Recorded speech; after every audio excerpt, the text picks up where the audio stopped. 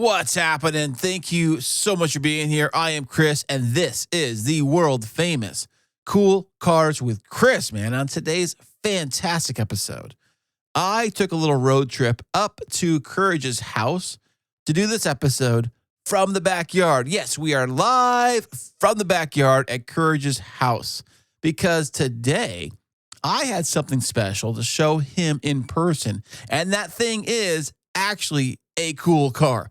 Yes, I got myself a very cool car of my very own, and I took him for a ride in that cool car. So you'll hear his thoughts on the cool car, and we'll discuss what this car is on this episode. And, you know, he's working on that little project mini bike, miniature motorcycle. Well, I had a chance to take it for a ride. I took it for a little spin around the neighborhood. You'll hear about that on this episode. And topping it off, we are answering your questions. And the question that came in was, what is the ultimate canyon car? What is a canyon car? Can any car be a canyon car? Well, I don't know. Find out on this episode. Let's go.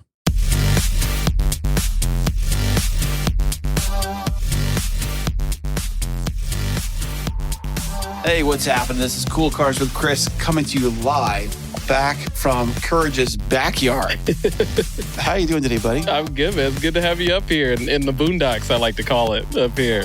Up here in Temecula, man, what's it like up here? It feels hot today. Was it normally hot like this all the time? No. We really, with the sweet spot usually is this time of year. It's usually a lot nicer. Like you peak at 75 or so. But I mean, this last couple of weeks and going into next week is supposed to just be in the 90s consistently. But today, 81, I'll take it. It's been decent. Yeah. Well, we are having a weird early summer right now. It's pretty crazy. So, but I did come all the way up here and show you the brand new. This is going to be hot take. It's a hot news, hot off the press. I picked up a cool car of my very own, and we like to tell everybody what I picked up. Yeah. I know we've talked about some different cars and different dream cars and ones that you want to have again, but the 370Z exists, the cool cars with Chris ride, and I got a chance to check it out. That's it, man. The brand new to me, not new, but new to me, 370Z, and the Z is back, baby. We are back in the Z. Wow, it feels good to be home, man. It feels like, man, I miss this car, I miss it so much.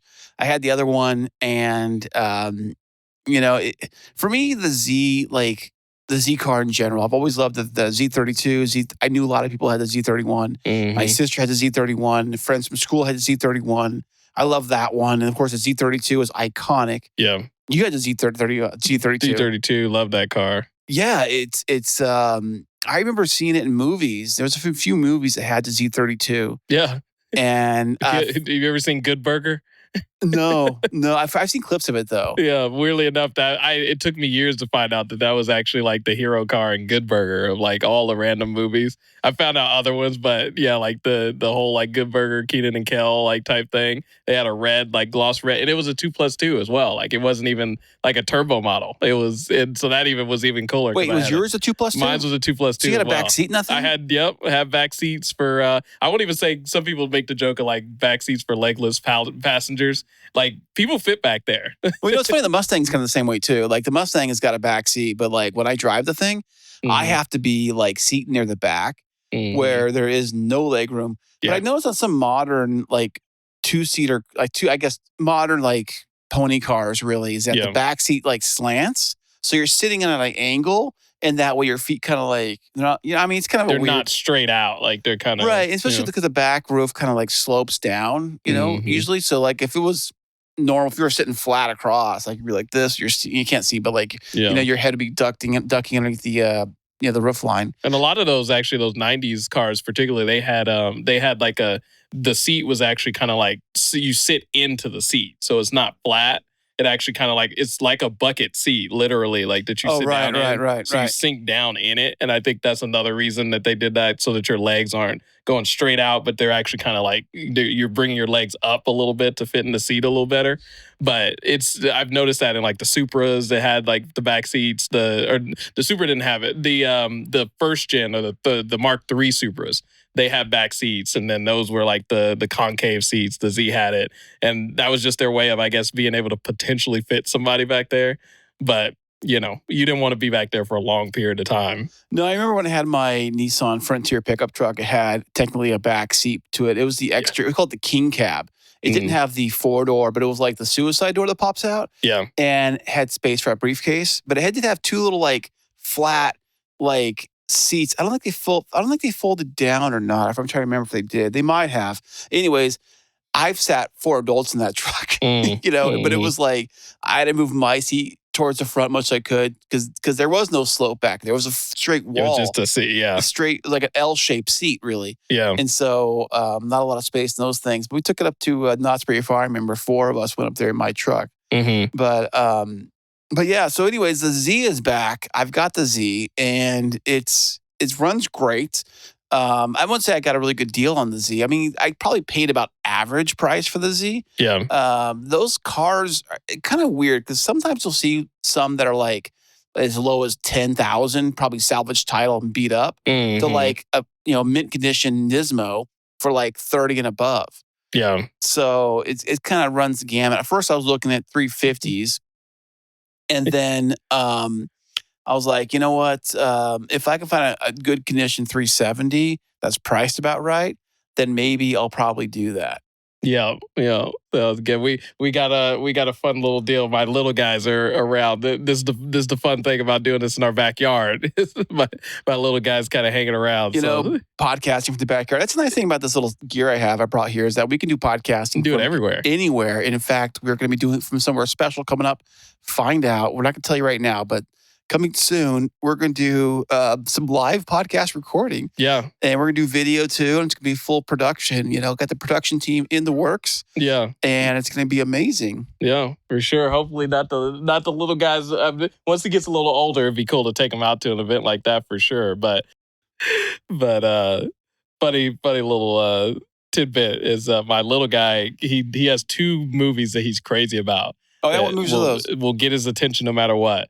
Too Fast, Too Furious is the first one. And I think we probably talked about this. I'm pretty sure it's like all of the colors, like that they were heavy on like the neon lights and all the colors of the cars and everything. But he also really loves Herbie.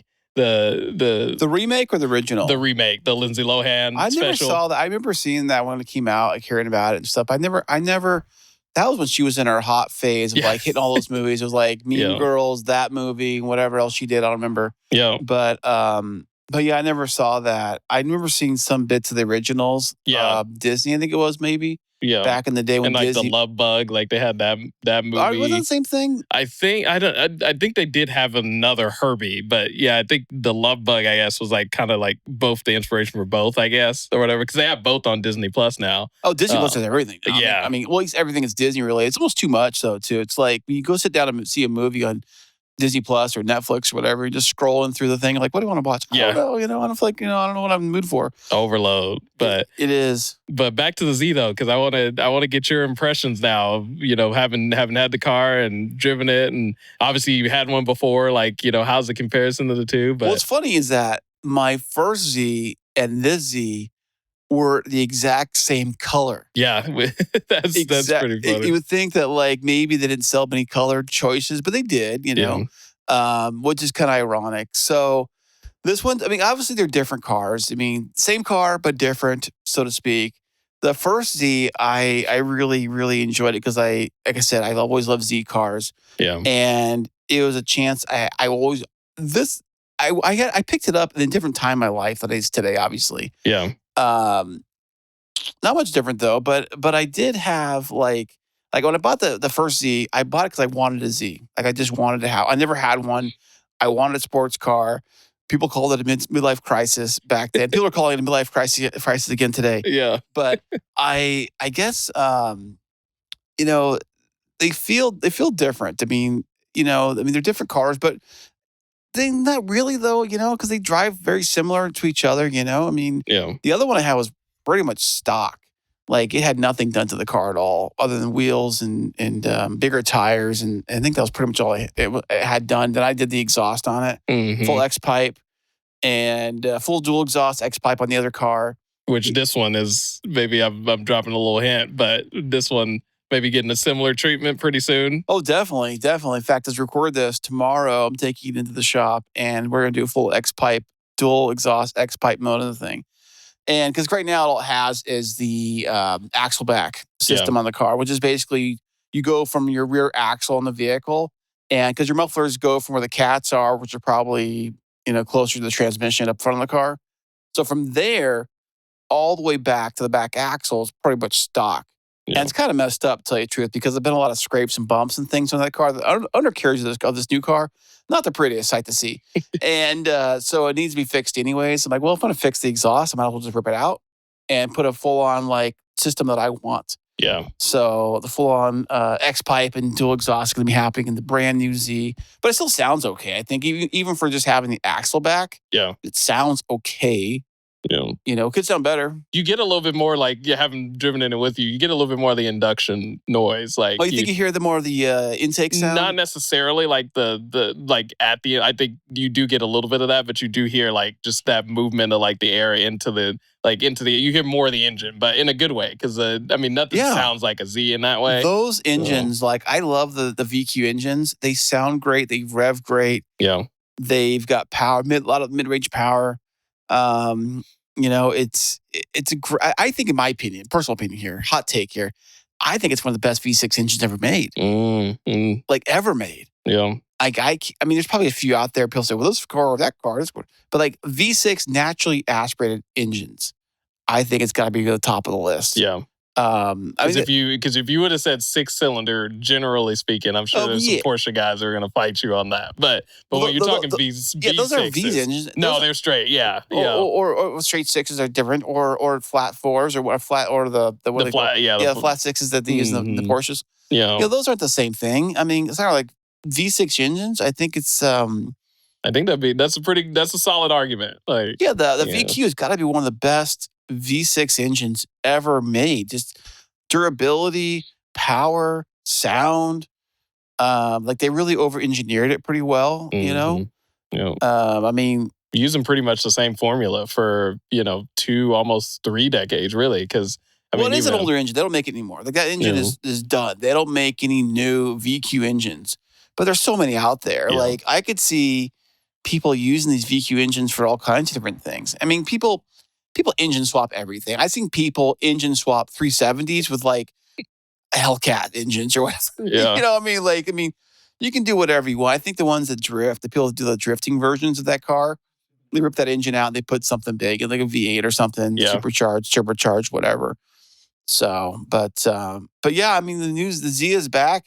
It is, what color? I think it's called a metallic gunmetal gray. I think what you call it. I don't think it's not quite gray. It's not quite silver. Yeah, it's on the dark, from what I saw, on the darker side, of that.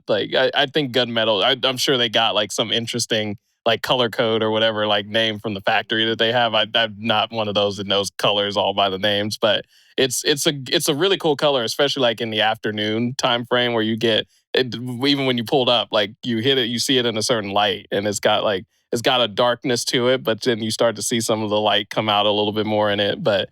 It's fitting, and I like it with the silver wheels too. The combination of the two. Well, my old one had the silver wheels. Old one had the chromium kind of silver, they had more chromish kind of wheels it had. I forget what kind of wheels they had on the other car. Yeah, but they were 19s. I remember the old car, and this one has 18s in their stock. They're kind of a darker color wheel, I guess you call in there. Yeah.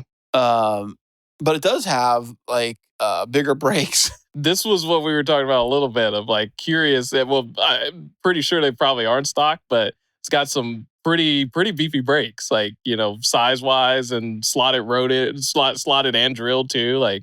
That's not stock. Brake. Those are not stock. I can tell you, those are not stock wheel. I mean, the wheels are stock, but the brakes are definitely not stock on the car. And they still stop fine. I mean, I haven't really pushed it hard in the canyons or like that, but from what I can tell, no squeaks, no issues, no rattles, no shakes or like that when I brake. It drives fine. Yeah. The car runs fine, you know. The only thing I'm really worried about is that with my other car, the slave cylinder for the clutch went out on the other car, and I'm worried about this one too because this have high miles and stuff.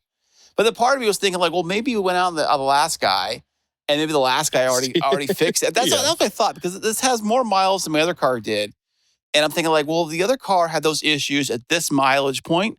This car has more miles than that. Yeah. So maybe it's already had those issues and somebody else fixed it. But the problem is it's not even in the Carfax. I look in the Carfax and it doesn't even like show those things. So I'm like, well, then maybe they didn't happen. Yeah. So what I did buy the car is I had it taken to a mechanic before, a third-party mechanic. Not a mechanic that the place I bought it from knows, but a third party that has no skin in the game. Yeah. Not trying to sell the car like that. So I took it there. I said, do an inspection on the car. You know, I paid the full pre-purchase inspection. So he checked it over, checked everything out. I said the car runs fine, the engine has no leaks, the coolant's got no leaks, no oil leaks or like that. You know, but he did say there's a lot of damage on the bottom, a lot of scrapes, dents, things like that on the bottom of the car. Yeah, which happens in lower cars. I mean, if you have a lowered car and you drive a car that's lowered, there's a good chance you scrape something. Yeah, or hit something, hit a bump, speed bump, whatever. And of course, the exhaust is kind of dinged up under the bottom or two. There's some scrapes, maybe even holes in the flex pipe where the two, there's some joints with right in the joint. So I think that's why I'm getting the exhaust. I mean, I want to get the exhaust in anyways. Just in general, but this is a good excuse to do. Yeah. Get that fixed up anyway. So I'm like, might as well just get the whole thing redone. It's like, I think we remodel a house and you got to do something in the kitchen. Like, well, the whole. It's why you're doing it. So. Right. Might as well fix this other stuff too. One thing I was gonna say about the slave cylinder, which unfortunately is like not one of those things where you can just go and like say replace it just because you want to, like, you know, replace an air filter. Like, it's not as simple as that. Like, usually people aren't like just replacing the slave cylinder because like it's gonna, you know, because it's like, oh yeah, you might as well do that type thing. So it's unfortunate that that's something that you can't really like track to see if it's been done already type thing. But right, I mean, hopefully. The coloring, that's what I think about maybe getting it flushed out because the coloring is a little darker, not too dark, but I did buy some brake fluid .3 to like top it off, make sure it's filled up correctly. I mean, that's one thing. And I guess if it did go out on me, I guess I could top it off and try to pump the clutch to get enough pressure to use it to get down the road, which I did the last time I went out. Yeah. But the last time I went out, like I didn't feel nothing. I wasn't prepared. I was at Costco. And we just got like some dinner to cook at home, some frozen dinners. Like I think we got the Alfredo, which is like in the frozen, like the ready to cook section. Yeah.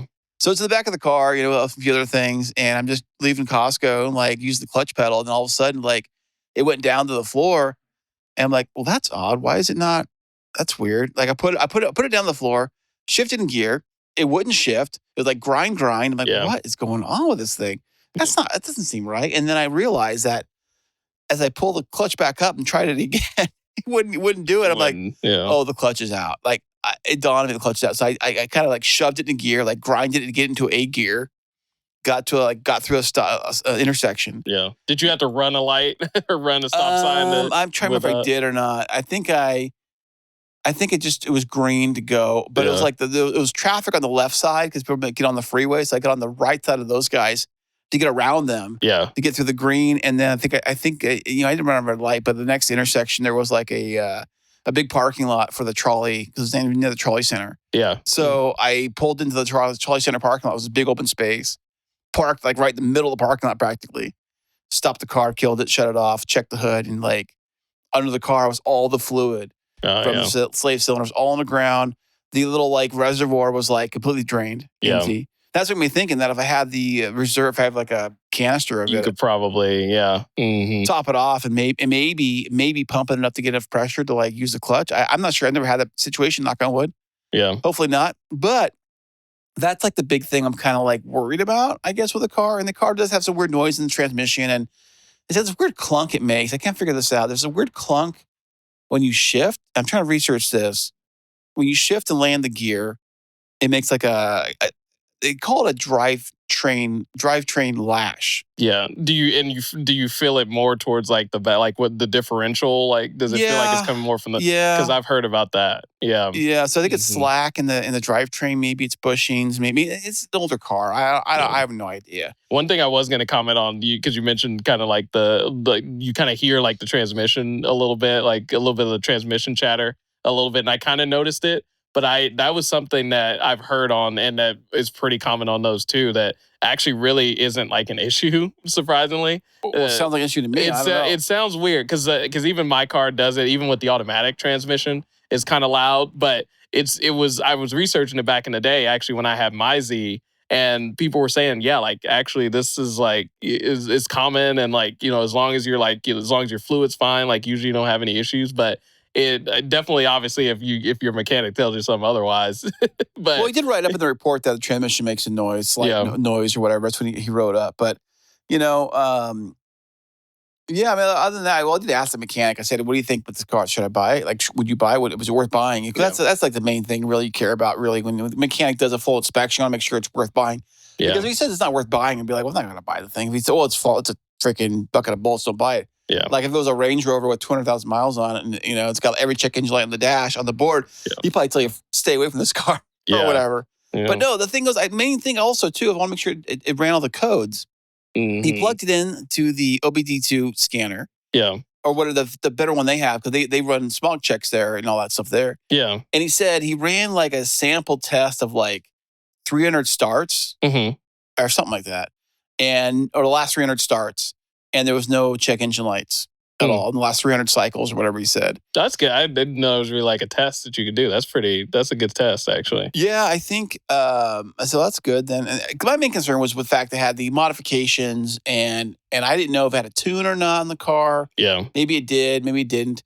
And so I'm kind of like, well, I was taking this place, have them, you know, that's when I told the mechanics, to make sure that there were no like tunes or anything I have to worry about, or skeletons or any issues or that kind of stuff. Run the codes, run all the stuff.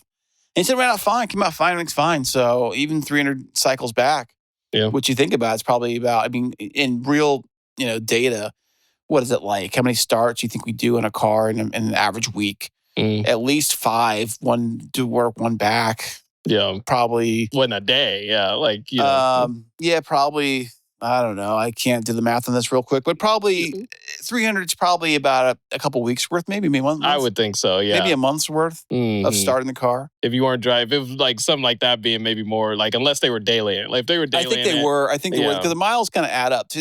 At first I was like, the miles seemed like a lot of miles, but then if you look at the math on it, you figure out like, well, it really comes out to like 12 or 10,000 miles a year. Which is average. Yeah, average or less than average, really. I mean, because you live up here, you probably do way more than that in your car. About 15, 16 maybe. Yeah, because I was doing 15 on my first truck. I think it was 14, 15, but I was taking it everywhere. Disneyland every weekend, you know, desert trips, like Vegas trips all the time. Yeah. Like I seriously don't plan on doing more than 20,000 miles in this car. Yeah. I mean, I might just keep it forever. I don't know. I mean, you know, it's hard. It's early to say what I'm going to do with this car, but I don't plan on taking it and driving it more than like maybe 7,000 a year, maybe 5,000 a year, 7,000 a year. Because that's what I did on the old car. The old Z I had, I only put in like 6,000 a year on the old car. Yeah. Maybe 7. Because it's like a weekend car. It's like a fun car. It's like I always kind of describe this too. It's like almost like as if I were to buy a Harley Davidson motorcycle. Yeah. Yeah. They cost almost the same. Really? Oh, yeah. Huh. Oh, yeah. Okay. Even for used ones. So. My neighbor's got a Harley too. Oh, well, they can get like, Harleys can get like 30, 40 grand. Yeah. I went to their showroom that they have in San Diego over off of like Moreno Boulevard over near going towards PB. Walked into the showroom and it's just like, it blew me away. Like how many different types of bikes. They even now they have some like kind of more like Sportster style bikes. Right, they're a little cheaper too. Like a little cheaper, like 10 grand range. Yeah, but I suspect like those top tier. You know. Oh yeah, you're like into the multiple thousands. You're like car. You're basically the price of a car. Yeah. And so I'm like, well, I don't have a motorcycle license, and so to me, this is even more practical than a Harley. Oh yeah, 100%. Even though they cost virtually practically the same price. Yeah. So it's like my version of the Harley because nobody seems to ever give a guy grief for buying a Harley, but they seem to do it with a sports car. I'm getting lots of grief here from buying the car, Yeah. versus like if I bought a motorcycle, you guys wouldn't even care, even though it costs the amount of money because the motorcycle is so impractical. Like you can't buy groceries and load on that car. You can't take passengers really safely in that car. You don't want to be in the rain. You can't be in the rain. I mean, you shouldn't. I mean, people do take them on long road trips, but it's not ideal. This is more practical. Don't some of them have like the little like on the sides saddlebags? Yeah, like where the little compartments. Obviously, like you're not fitting a lot in there, but you got something versus like there are people they'll take like they'll go like cross country courses or like up to like Seattle or whatever during the summer, of course, not during the winter, and they'll do that and they'll bring full on all the gear in a suitcase or whatever and stuff. And they have a little strap to their motorcycle. And they'll do those runs. Groups. I've heard people done that. But I've heard like riding that long on the motorcycle, you get sore and you just like it takes a lot out of you. I can imagine. But I was not to switch gears, but I was gonna say speaking of bikes, I know being up here, you've had an opportunity to also check something little out. Evel Knievel.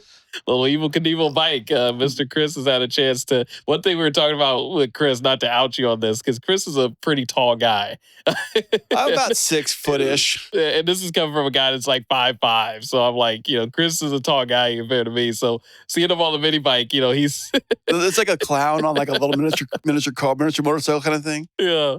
But yeah, you got to check out Evel Knievel bike and any impressions? I know it's not a motorcycle. I know the throttle felt like I had to like almost like push the bike to get moving, you know? Yeah. And I kind of remember my dad who has that same, and not the same one, but he has a mini bike too. Yeah. In fact, he still has it. I saw that at his place like last weekend. And I rode that thing like so long ago, but I remember kind of the same deal too. You had to kind of get it moving. Kind of, yeah, you almost. Once you get it rolling, once you get like up to speed, it's like cruising. Yeah. But like getting it to speed seems like it's kind of like play the throttle, give it full throttle, get it moving. Yeah, his did kind of something similar to that too that I remember. But we did last time I rode that thing was in the sand or like soft dirt, that kind of stuff. So it's a little different than on the pavement. Yeah. But yeah, that thing can be crazy. I didn't get crazy in the thing. I didn't want to get too out of control because I don't know what this thing can do. You know. I want to be the first one to like wreck your mini bike or die, die via mini bike. I was asking kids to put the ramp out, lay down and I'll get the flames going. Get the flame, get the fire, the circle fire going, and I'll jump right through it and you kids lay down. That's already planned. We were going to do that before you have to do that before you leave because you get the big flag for entertainment value. Streamers. You got to get like handlebar, like streamers like on the side or whatever going.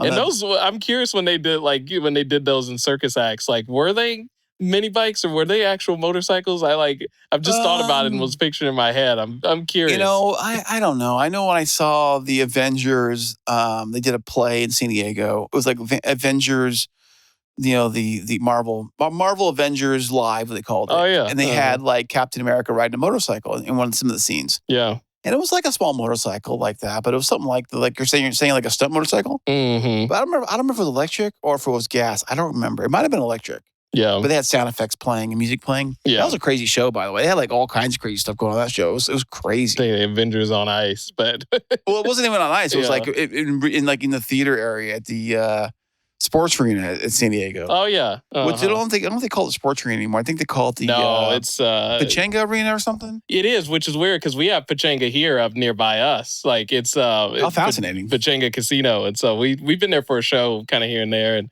I'm not much into casinos and gambling, but you're not? No, I haven't been in a while, man. I was going last night, but I decided to watch a movie instead. But I was like, I should go hit the casino. Yeah. But then, I thought about this because I record this at Sunday, and yesterday was Saturday, and it's usually packed at the casino. Yeah. Which makes it kind of hard to gamble because the machine or table you want to play at is usually busy. Yeah. And so you're like, well, the odds don't matter at all. When you play at a casino, whether it's a Tuesday or a Friday, it doesn't make a difference. Yeah. Like gambling is still gambling. The odds are exactly the same.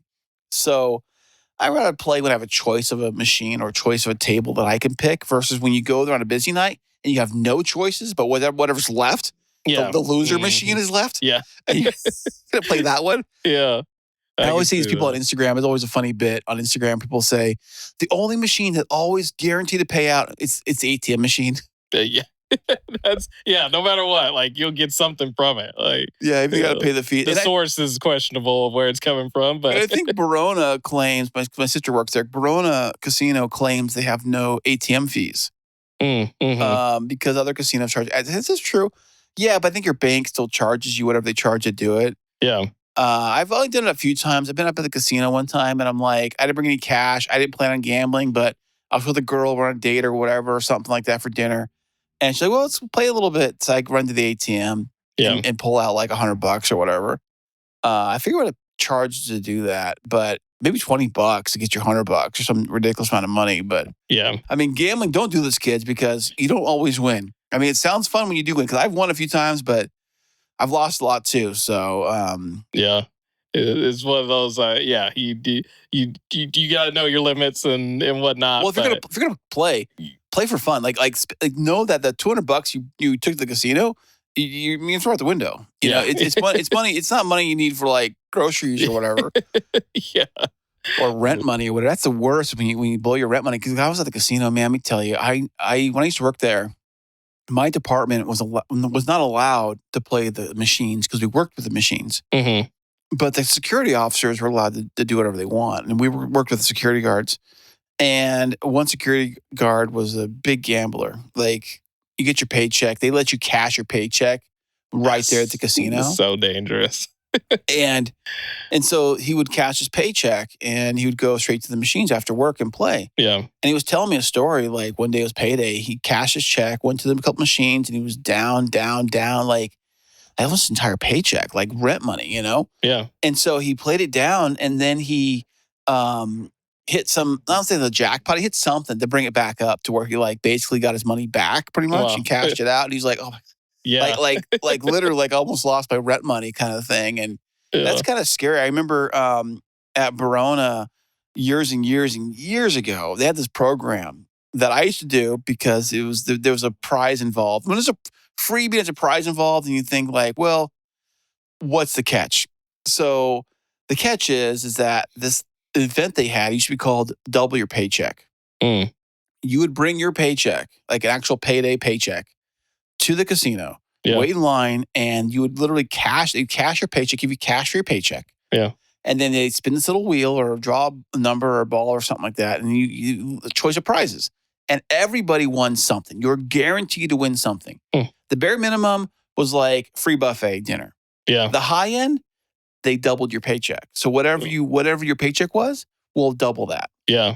Of course, we all did that, right? But the catch is, you be smart about it. You can't just, I got cash now, I'm going to go play in the casino, which most people do. You got to be smart about it and bounce out of there. But, I mean, my mom used to go do that a lot. But so would you have the opportunity, could you lose it? Or what? No. So you could go to the casino, you cash your paycheck there at the casino. Yeah. You enter in the drawing. Got it. Okay. And but they would physically give your money for the paycheck. And they put you in the drawing. Mm. And one of the prizes was up to potentially up to your double, match your pay, double your paycheck. Got it. And most of the other prizes were like gift shop swag, food court vouchers, buffets. Yeah. So you're winning something. You're walking away with your paycheck and something. Right. So I always went there to win something, and I always go there and do that all the time. My paychecks were not very big at the time, so it was like I always kind of sucked. But I actually did hit the jackpot one time. Wow. Yeah. I hit it one time. I was so excited. I hit it one time. And I remember, but it was a smaller paycheck that I think about, so it kind of sucked. But I mean, double your paycheck, it's awesome. So I got double my paycheck. And I think back then, I bought my very first, I might have bought my first digital camera. Huh. Was it that one? Or it might have been another time I won some money at the casino. I know winning at the casino was how I bought my first digital camera. Yeah. It was like when digital cameras were like new-ish, the nicer ones. Yeah. But yeah, it could be dangerous. Gambling can be dangerous. People get really addicted to that kind of stuff. And it's sad when I see people like spend the money they don't have to gamble. Yeah. And they're just, in debt. And there's lots of movies on that stuff. And it can get crazy. But speaking of gambling, now that I paid the car off in cash, I could probably get my pink slip and race for pinks. Yeah. Yeah. Yeah, no, you're in that level because it would be sucky to be racing for pinks and then find, hey, I don't actually had the pink slip, but you can take on this. Right. I think my dad, yeah. But no, I was kind of thinking about I was telling Jacob that and Jacob's mom that when we bought his Mustang, since we paid cash for the Mustang, as we get the pink slip for the car, which he just got, I think she said. Yeah, he's got the registration, I think. And so I say, yeah, you can race your pinks. Yeah. I guess you literally have the pink slip, you can race your pinks. Yeah. Do people still do that for real? I mean, again, that's another form of gambling that. Oh, 100%, 100%. You know. But I kind of wonder because, I mean, most people take loans on cars, especially newer cars and things like that. So unless like a beater, like say you've got like a 91 Civic that's modified with a turbo or whatever. Yeah. Kind of a thing. I remember like in Fast and Furious, those cars a thing in the movie. That was the thing. Yeah. The first movie. That was what it was all about. And I know they, don't condone it, but I know they have areas where they do like, these like, they're illegal street racing. And, they Texas is big for it. They had that whole boom, about last decade or whatever, where they just had this whole underground, Texas drag racing scene. And, they had all these call outs and, these like head to heads and all these kinds of things. And I suspect some people were still, they had a car on the line or a massive amount of money on the line, in that. But would be interested to see if that's still really going on now to these days, or if you're just pulling up to some random guy on the street like, hey. Yeah, you'd want to know what they have under the hood or what you have, what they have and things like that. Yeah. So, I mean, I just think it's kind of funny that having, well, when it's just the pink slip comes in the mail, I'll be able to have that and say, I'd literally say I raised your pinks, whatever. Yeah. I had the pink slip on the other car too. Never thought about it, but it's always kind of funny. Like you race your pinks because you have the pink to do it. Yeah. It's like, it's an option for me now. Yeah. No, but I mean, we're talking an older car here. And I mean, I'm not trying to wreck the car. I'm not trying to destroy the car. Like I'll have some fun with the car. It's going to be like, I think it's going to be like the pace car for cool cars with Chris. Yeah. The new 370Z is the cool car. It's almost kind of matches the logo of the show, like the color scheme. Huh, I can kind of see that. Yeah. So, I mean, I got to figure that out. But I want to figure out how to I don't know, use this as like a tax write-off somehow and put like, a website on the back or like QR code, maybe at least a QR code sticker on there. I got to figure out how to do that. Yeah.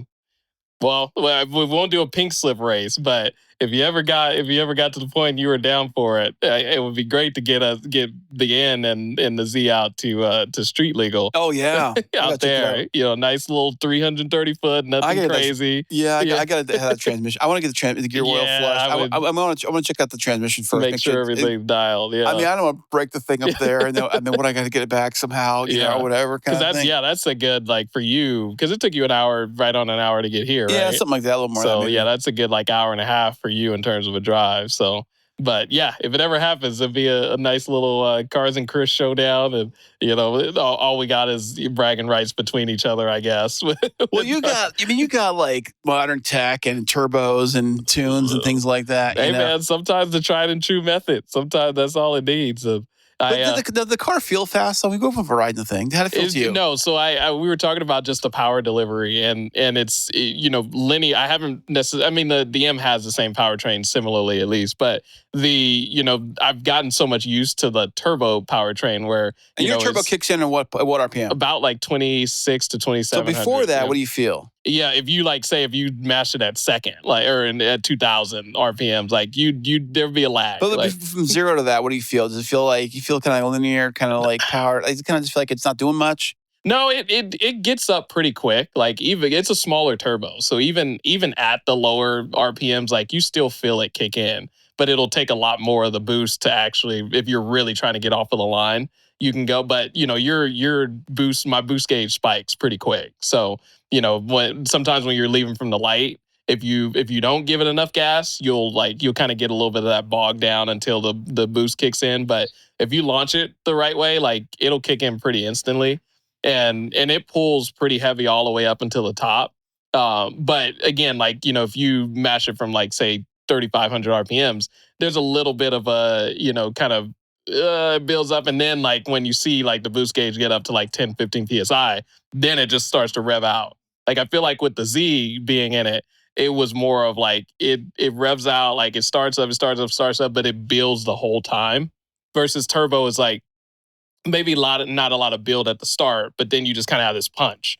this punch. Right, And it's then kind of imagine like a turbo lag and kind of kicks in all of a Yeah. sudden, and then it kind of spools up. Yeah, Yeah, I get- smaller turbos help to not make it like super crazy, like some of the builds you see. Oh, Because really? you'll see some with like big, massive turbos, but like they'll be dead, below, 3,000, 4,000 RPMs. Really? Like where you just really not doing anything until the turbo kicks in. Like, And then the you know. tires just like And lose then, grip, yeah. lose grip, and just get going. And that's like kind of the dangerous thing if you're not ready for it, because these real high horsepower big turbo builds is like, if you underestimate how much is going to kick in when the turbo kicks in, it'll just snap. Speaking of builds, what would you do to that car? My Newsy, what'd you do? Build wise. If we race for pinks and I won the car, what would I be doing? That's a good question. Well, I would. The exhaust is definitely a good first step that I would probably be doing. You'll probably have it done by then. But other than that, though, I some visual things like I like the stock wheels, to be totally honest. I kind of do too. At first, I was thinking like, I don't know, and they were smaller than the last ones I had. I'm like, I don't know. It looks good on the stock wheels. Like I don't really think you have to go the color aftermarket. tone too, because the color it's darker color on the car and darker color on the wheels. Yeah, like almost like dark on dark, but it's not quite like because some cars you'll see like black on black. Yeah, which and then it's black tires too. So they got black. It's like I don't know. It's a hit or a miss. Some cars look really good, stealthy, black on black. Others it just gets a little played out.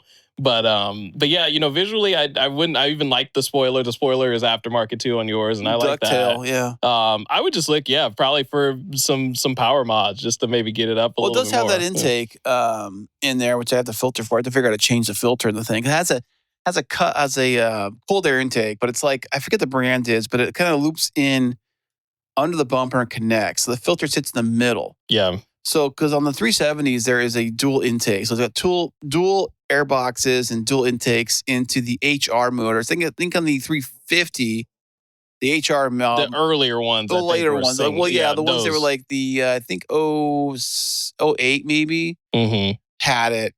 And so the 370Z kind of kept that design with the dual intakes. And so, but this new custom intake I have, it's actually piped in under the bumper. In the middle of the bumper, underneath there, is where the big old giant air filter sits. Getting cold air directly into the engine. Yeah. So I wasn't sure how old the filter was, or how long it's been sitting in there, or even when the intake was even installed. So I ordered the replacement filter online. Now this filter, you can wash it and reuse it. Great. I want to have one that is like, in the car, and one I can pull out and then wash it while the other one's in the car. Yeah. It's because like having to wash it and dry it and wait and then put the car back and put it back and all that stuff. It's one just flip flop, switch it out, whatever. Yeah. I mean, the filter was, I think it was like $100 with shipping for the filter. Oh, that's not bad. Yeah. It's just interesting when you show me that what the filter looks like, because I know there's certain kits that actually do it as two individual cone filters that come into the intake, but I didn't realize that that one actually it comes in as two paths, but then it goes into the same filter and makes like a circle, big giant loop or whatever. Right? Yeah, right. So that was interesting. According to the website, I think it adds like 15 horsepower and like 16 pounds-foot of torque. Yeah. On the thing, which is decent, And I know those are like, depends like, environment, like, what do you call it? Temperature, like all of that. But, it does helps the car breathe better for sure. Yeah, about the cold air burns. It has a better combustion, cold air versus the hot air. The cool thing about it too, actually, I didn't think about until now, is with it being underneath your bumper and up front like that. Because a lot of times, like even me, like technically I have a hot air intake. Right, it sits under the hood. Because it's still under the hood. But yours being like out, still under the hood, but it's like away from the motor, and it has the separation of the bumper and everything else. Sitting in front of the radiator. Yeah. So it really is like it's outside of like that atmosphere of all the hot air under the engine bay. And so, yeah, like truly, you without going all the way down, because some people think, to make it cold air, it's got to go down to the fender or somewhere like way down. What about that too? Yeah, because it does sit up really high. Yeah. The filter sits literally like where the Nissan logo sits on the bumper. It's like right there. Like right on the other side of that. Which I'm like, how am I going to get to that? The only way to get to that, to change it, is to remove the entire bumper and all that stuff, remove it off. But I've been watching some YouTube video on it, and it doesn't look so hard. Of course, everything you see on YouTube, every tutorial looks like, it's like, oh, all you need is like a roll of duct tape of like, 2 minutes. I've said this before, but like when it comes to getting things to fit back the way that they Oh, can, yeah. like getting fenders back lined up or like, trim pieces. Like I'm not good at that. Like mechanical stuff, I can kind of work my way around it, but that's why, we talked about maybe kind of tag teaming and getting her done. But I told you, like, you just got the car. I don't want to be the one that screws up the fitment on I the know. bumper. Here I'm driving home without a bumper. Yeah, it's like, Oh, the car. I would hate to do that to you all the way Is up it here. even illegal? Is it legal? Is it allowed? Are you allowed to drive without a bumper on your car? Some people do it. I mean, is it allowed though? Well, technically, I mean, I guess you can argue that you probably wouldn't have I know we talked about this too, but you wouldn't have a front license plate because you therefore don't have a bumper. And then technically speaking, in California at least, they could pull you over for not having a license plate and then say something about the bumper. But, I've seen people drive. There was a guy down the street today with a 90s, the 3000 GT Mitsubishis. Oh, those like kind of like looks similar to a 300. Yeah, same similar body style, and he didn't have a hood.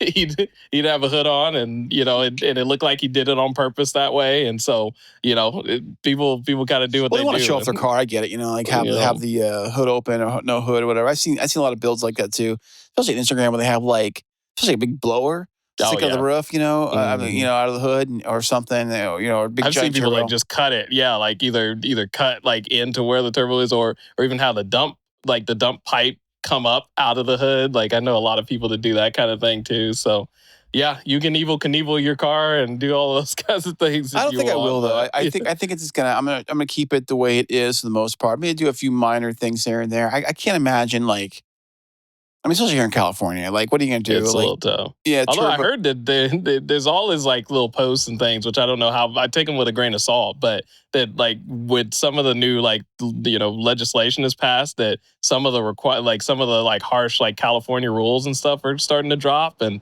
I've seen like big channel like automotive channels like post on it like as if. Well, there's a guy running for governor. He's the sheriff up in Riverside somewhere up here. I forget the guy's name, but he just claims that if he wins, he's going to get rid of carb.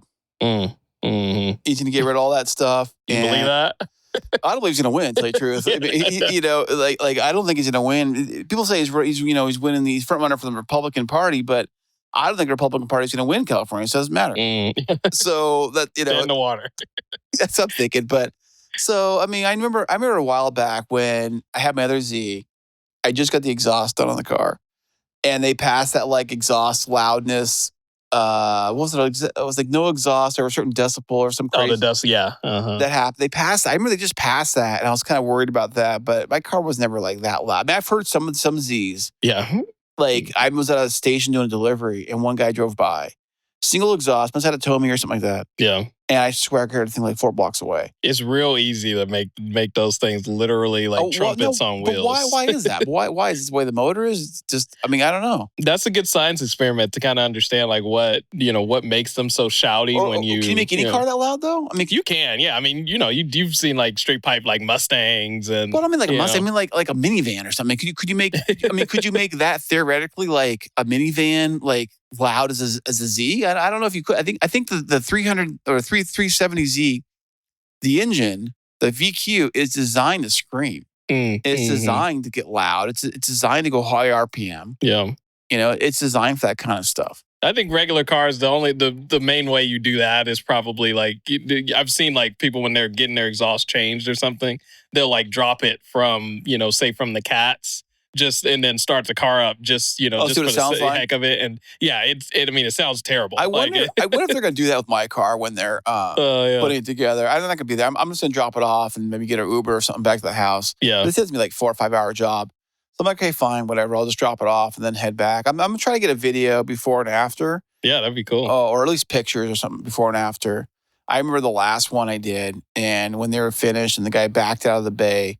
And he backed it up to this little parking spot, and he revved the car, and I heard it for the first time. Yeah, that exhaust, and it had that little bit of rasp when he got up to 5,000-6,000 RPM. Yeah, even 7.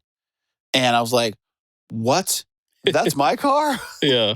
Holy crap! And driving home, it felt like a weird experience driving the car after you get the exhaust done. It's a weird experience because you drive the thing, and you're like, it sounds different than it does, and it sounds cooler. But I'm sure I'm learning the sound of the car now because it feels like a totally different car. Yeah. Than what it did when I brought it over here today.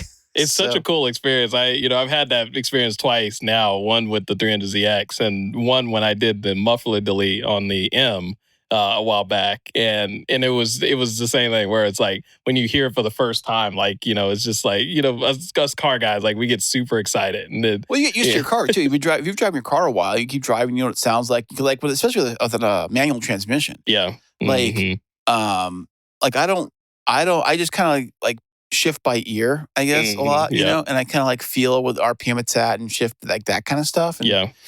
and I think that that helps me when now when you get an exhaust done or a muffler delete or anything, Yeah. it sounds different now. So you have to like, well, it sounds different now. So I have to figure out how to drive it back or whatever, that kind You're of stuff. getting used to it. Yeah. Well, one thing I want to throw in there in the mix, if you're down for it, I know we had kind of talked about doing some questions here on the pod. Okay. And we did kind of put some things out there, and we're kind of filling it out, like seeing who gets some engagement here and there. We did have a few questions come in, but Okay, yeah. What you got? one that I thought was interesting. We'll tag team the questions from the backyard. Yeah, the backyard question series. The backyard podcast. Bear with me as I'm going to pull this up. Okay. Yeah. By the way, I'm thinking about changing the name of the podcast to 7,000 RPM. Yeah. Is that your red line? 75 actually. 75. Okay. But there's two meanings to that, because like in the movie Ford versus Ferrari, 7,000 RPM was the whole like theme of the movie. He does this whole montage talking about 7,000 RPM when he tells what's his name in the second race of the movie. Mm-hmm. He says run at 7,000 RPM. And so 7,000 RPM. I thought that was kind of funny. I mean, 7,000 RPM podcast. Yeah, I kind of dig that a little bit. I'm close to 70,000 7,000 RPMs in the end of like 68. Is that red 69, line? yeah, 6,800 stock. Some people will rev it out just a little bit more, but you kind of lose a bit of power. Mine does have rev light on the car, but you can change rev light. The rev light is like it'll flash red when it's telling you like shift now, idiot. Yeah. And I think I remember the older car, I could change where you want that light to come on for like maybe set for 3,000 if you want, like if your kid's driving here or whatever kind of thing or whatever. But I think it's stock set to like 7,500 or whatever. I know if I used it, it did go off when I get closer to 7. Yeah. So what you got for questions? Right on. So this one came from a buddy of mine that I met over the last couple of months. Voodoo GT350. I told folks I was going to give shout outs as we get questions coming. But he has a GT350 as well as the E-Class, the wagon, the AMG wagon. Thing's a monster, and it's like a cool spec, silver. So the Ford GT350? So he has a Ford GT350. The Shelby, right? Yeah. And then God, I love that car. What's with the Voodoo engine, right? Yeah. So the 350R has the Voodoo engine. I have to double check to see if he has that one or sure it does. Yeah, because I know they had the regular 350 that still just had like kind of the regular motor ish. It wasn't the flat plane, but I haven't seen this 350 actually, but I've seen his AMG a bunch, and really cool guy. He loves his dogs and has some cool stuff going on. But he asked a question that I thought would be cool to kind of take in stages. I interpreted this maybe differently than he was anticipating, but he basically was asking in terms of if you were looking for a Canyon car, which you might have your answer already, kind of based on your recent purchase. But if you're looking at a Canyon car, one, is it a manual or an automatic? But basically, like he went in stages of a good 4-cylinder V6 or 6-cylinder, 8-cylinder, 10-cylinder, and 12-cylinder. Well, let me tell you. Okay. Here's the thing. It all depends. Everything really depends. So I think a well-balanced car, of course, something that's really well-balanced. Yeah. For the Z, for example, it's like almost near 50-50, I think, weight ratio. Yeah. That car, the Z, actually has what it's called a mid-front engine. Midship. I know what you're talking about. So the majority of the weight of the engine sits behind the front axle. Yeah.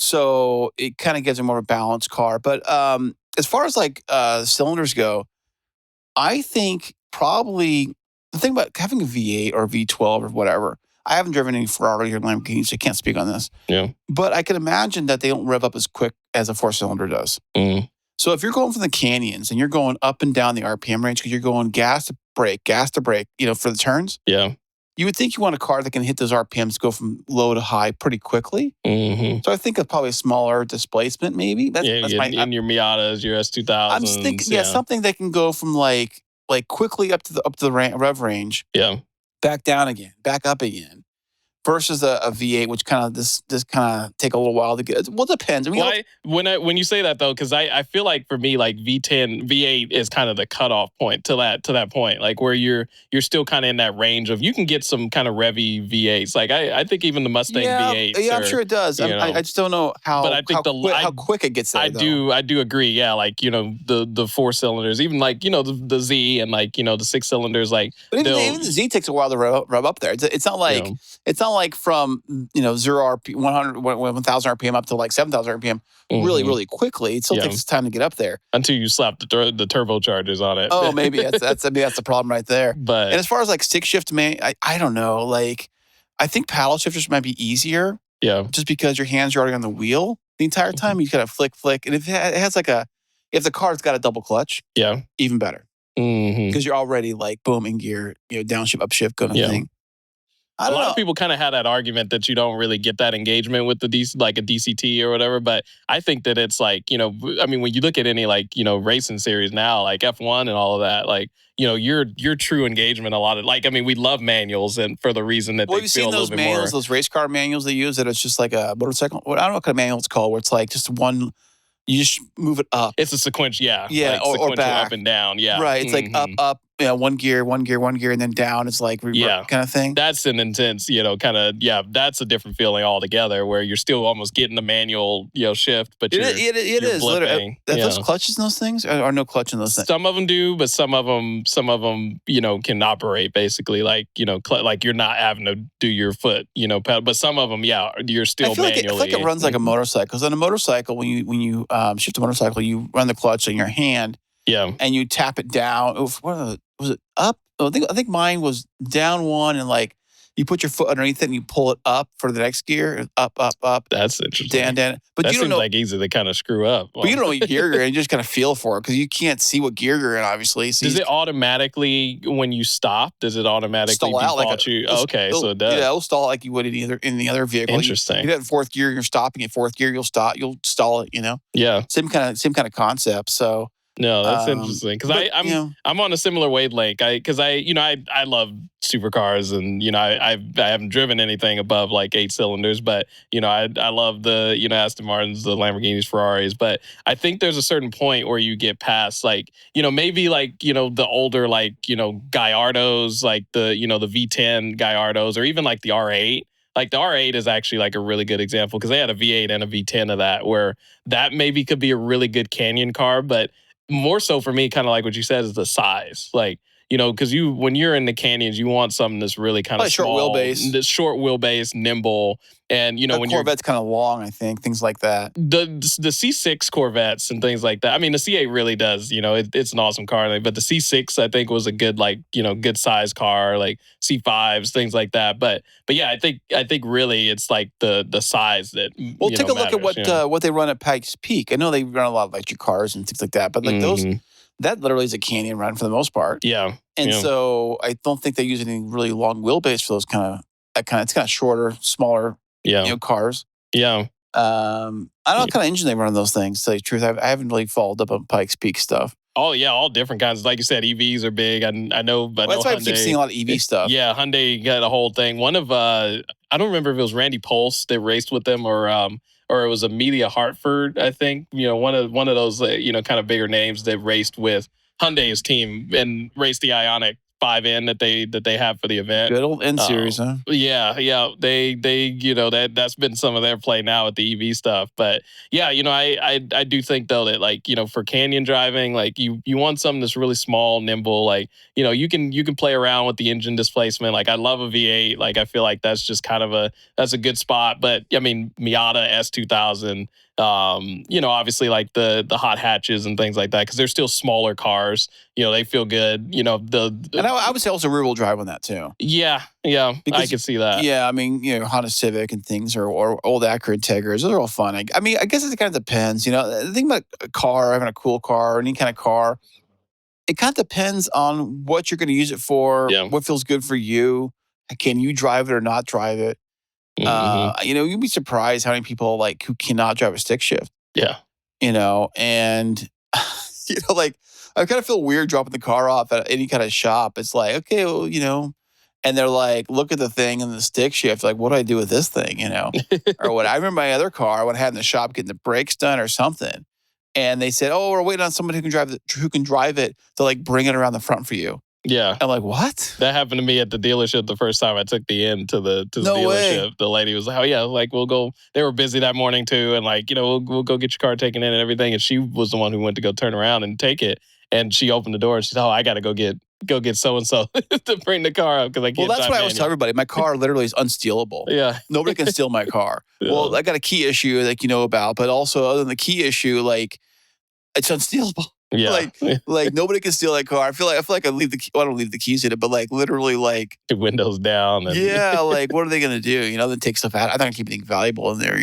Yeah. But Yeah. it's a fun car. What's the next question you have? You had another question. You had two more. There was one I wanted to kind of flesh that one out a little bit more with them. I think the biggest preface I wanted to do is kind of give that shout out because he was like on it when I first posted nice. that. Give him a shout out, but I want to preface that as I don't know if we talked about it particularly on the pod, but for anybody listening, we'll be doing those posts throughout the weeks 100%. and just whatever questions you got, car questions, interesting questions you guys want to hear. Ask them on the pod. We're no experts, but we got some interesting thoughts. And if you want to, get your voice on the podcast, you can do that too. I believe there's a link on my website. I have to double check on this. Don't quote me, but I'm pretty sure there's a link on my website where you can drop a voice message or voice note. I think. I'm pretty sure there is. I have to double check on that. And you got one of those pretty cool one a while back that I think you played on one of the episodes. Yeah. So there's a way you can do it. And there's also ways you can do it. Technology today, like literally, we're doing this podcast in the freaking backyard. Yeah. I mean, like, I never thought I would be able to do this because when I had the original podcast I did was in the bedroom studio. I had to be professional and all that stuff. But being able to do this in the backyard, cars running by, and that's a nice thing about this equipment here is that like, yeah, it's all portable. I'm sure people probably wouldn't even know your trickery in editing. You won't even notice until. Well, I'll do my best. I'll do my best on this. I mean, no promises though, but I'll do what I can because I do some audio editing, as a side gig and for companies and things like that. And there's some times where they don't have the best audio. Yeah, and I have to like do what I can with it, and I have some tools, and there's lots of tools. Mostly, you're centered around AI these days. Yeah, there's AI for everything now. Yeah. If you don't like AI, fine. But I'm telling you, like AI is embedded in like everything we do now. Yeah. Whether you like it or not. Like everything, every company, everything you do, like online, everything has got some form of AI built in somewhere. Yeah. So even your car probably. It's got some kind of AI. No, I mean, that would be an interesting. I've heard of some people using AI because I've talked about having the JB4 and how you can actually do custom parameters to do a custom tune map. Oh, use AI to help you out with that? There's some guys that use AI to basically like figure out what parameters to adjust and stuff like that. And I would not trust it that much with my car, but. It's also that funny. It's like being around tax season. There's always a joke of like, somebody walking away in handcuffs and then saying like using ChatGPT to do my taxes.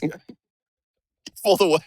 Or whatever, or something like that. I trusted it. Like they should know. Like, or your car blows up. It's like I use ChatGPT to do my car. Do my car. Your whole engine blows up. Yeah. So, but dude, Kurt, just been so much fun having the backyard here, doing Cool Cars with Chris right here at your place, man. Thanks for having me over. I really appreciate this. Thanks for coming up. Thanks for being a little patient with us with the fam and working around. No, dude, it's fine, man. Because I got kids too, and they're a little older now. But I remember the same deal, You can tell my little guy is like a little devious guy. No, it's fine. He was just waiting for his opportunity to be like, I'm gonna be a part of this. No, it's all good, and it could be worse. I mean, gosh, it could be like squirting with a squirt gun behind the fence or something. If it was hotter and they were playing with water, that could have definitely been an option. Definitely. Sure, the podcast fizzles out and goes up in flames and sparks or whatever. But hey, if you want to check us out, go to coolcarswithchris.com. Everything you want to know is right over there. I got links to all my stuff, socials and all the stuff right there on the interweb. coolcarswithchris.com, and we'll see you on the very next episode.